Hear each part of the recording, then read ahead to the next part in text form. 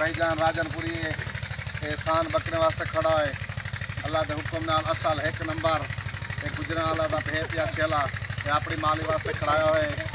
ये ना विकाऊ है ना कोई शायद स्पेशल फल वास्ते खड़ा है। भाईजान मम्मा क्या करी मरे भाईजान ये बकरे वास्ते खड़ाया है। चेला बकरे वास्ते गुजरा वाला ये स्पेशल बकरे वास्ते फल शाल घिंदे हैं। भाईजान इन्हें तूल अच्छा होंगे।